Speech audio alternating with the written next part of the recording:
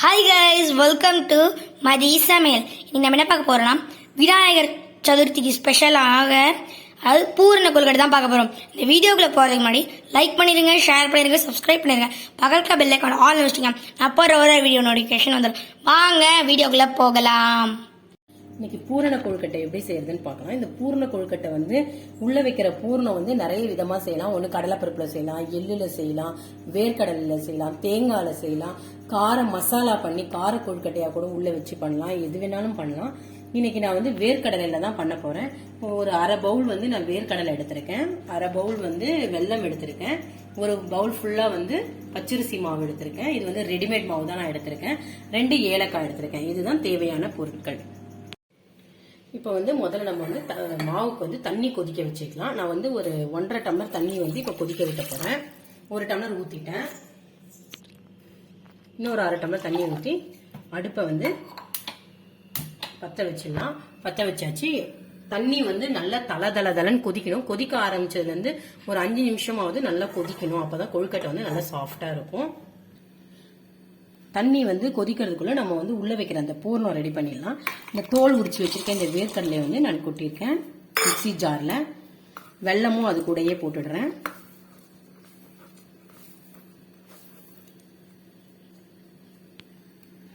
ஏலக்காய் இந்த உள்ள இருக்க விதையை மட்டும் போடுங்க, தோல் வேண்டாம், சாப்பிடும் போது கஷ்டமா இருக்கும்.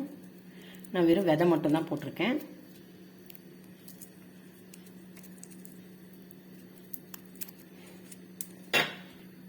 இதை நல்ல பவுடர் மாதிரி ஆகணும் இல்ல, கொஞ்சம் கொரன்னு அரைச்சி மிக்சியில எடுத்துக்கலாம். இப்போ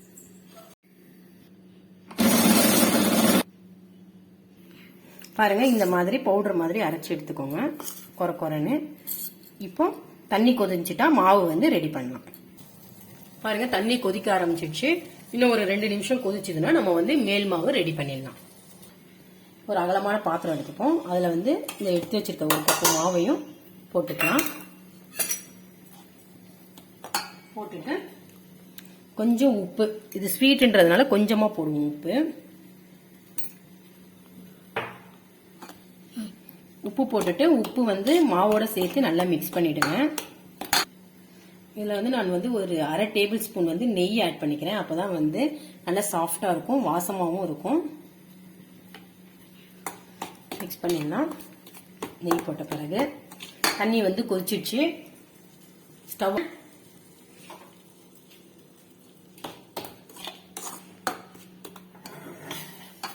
தண்ணி ஆட் பண்ணி இப்ப கொஞ்சம் கொஞ்சமா இந்த சுடு தண்ணியை ஆட் பண்ணி நம்ம மாவை பிசைஞ்சு வச்சுக்கலாம்.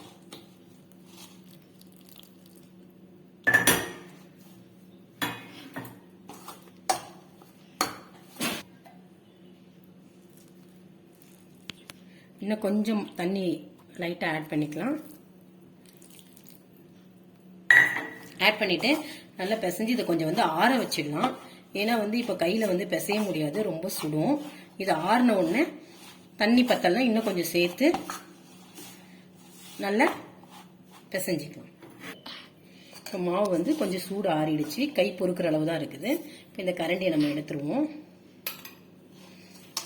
எடுத்துட்டு அதில் எல்லா மாவையும் ஒன்றா சேர்க்கலாம். தண்ணி பத்தலைன்னா அப்புறம் ஆட் பண்ணிக்கலாம்.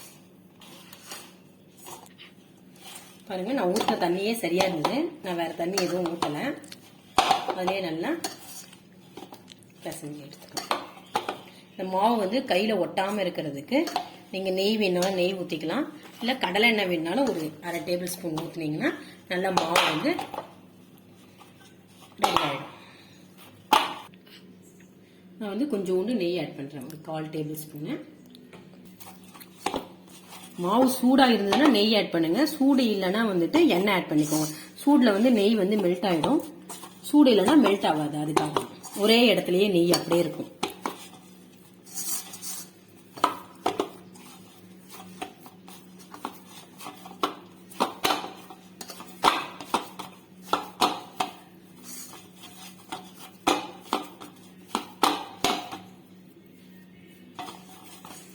இப்ப மாவு ரெடி ஆயிடுச்சு.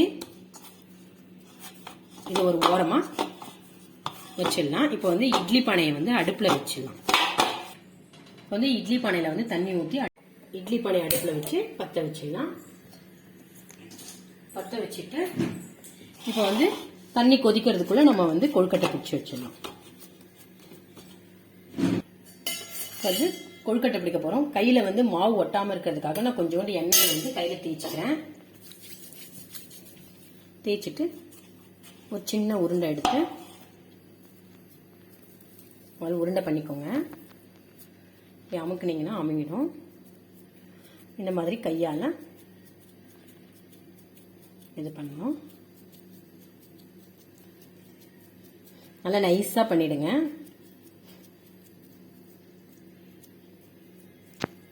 பண்ணிட்டு இந்த பூர்ணம் பண்ணி வச்சிருக்கோம் இல்லைங்களா, பூர்ணம் அதை வந்து ஒரு 2 டேபிள் ஸ்பூன் வந்து நான் உள்ள வைக்கிறேன். வச்சுட்டு இதை இப்படியே மூடிடணும். அவ்வளவுதான்.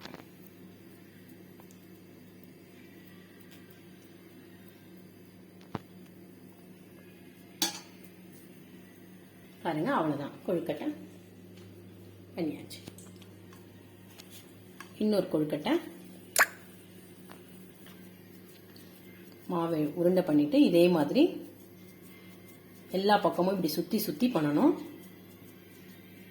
நீட்டும் பண்ணலாம், இதுலயே பால் கூட பண்ணலாம். இதுக்குள்ள பூரணத்தை வச்சிருவோம்.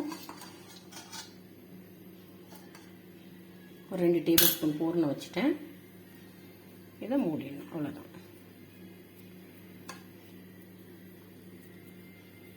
இதை வச்சுட்டோம்.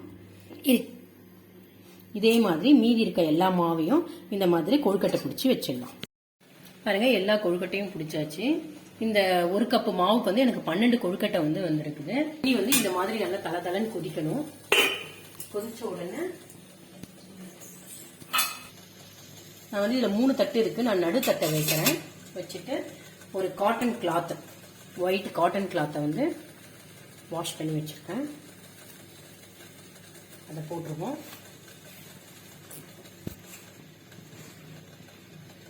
போட்டுட்டு இந்த கொழுக்கட்டையெல்லாம் எடுத்து அதில் அடிக்கலாம். நிறைய கொழுக்கட்டை எடுக்காதீங்க, ஒன்னோட ஒன்று ஒட்டிடும். மினிமம் ஒரு 6 கொழுக்கட்டை. எனக்கு 12 கொழுக்கட்டை வந்ததுன்னு சொன்னேன் இல்லைங்களா, அதனால நான் 2 வாட்டியா வைக்கலான்னு இருக்கேன். 6 கொழுக்கட்டையா. இப்போ 6 கொழுக்கட்டை வச்சுட்டேன். துணியை வந்து இப்படி மூடிடணும்.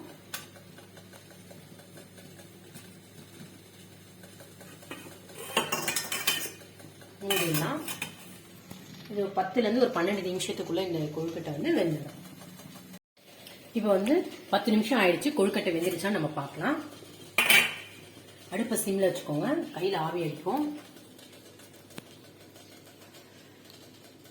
பாருங்க, இப்படி தொட்டா மாவு ஒட்டலைன்னா வெந்துடுச்சுன்னு அர்த்தம். இப்போ நம்ம வந்து கேஸ் ஸ்டவ் வந்து ஆஃப் பண்ணிட்டு கொழுக்கட்டையை எடுக்கலாம்.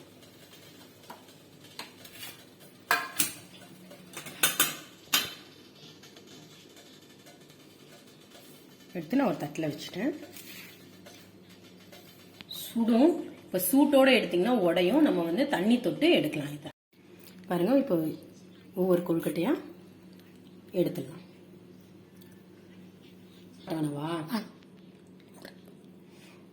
பாருங்க, எவ்வளவு சாஃப்டா இருக்கு கொழுக்கட்டை. எவ்வளவு நல்ல பாருங்க, உள்ளெல்லாம் எவ்வளவு நல்லா வெந்திருக்குது, சாஃப்டா இருக்குது. செஞ்சு பார்த்துட்டு எப்படி இருக்குன்னு சொல்லுங்க. இந்த வீடியோ உங்களுக்கு பிடிச்சிருக்கோம்னு நம்புறேன். அடுத்த வீடியோ சந்திப்போம். டாடா, பை பை.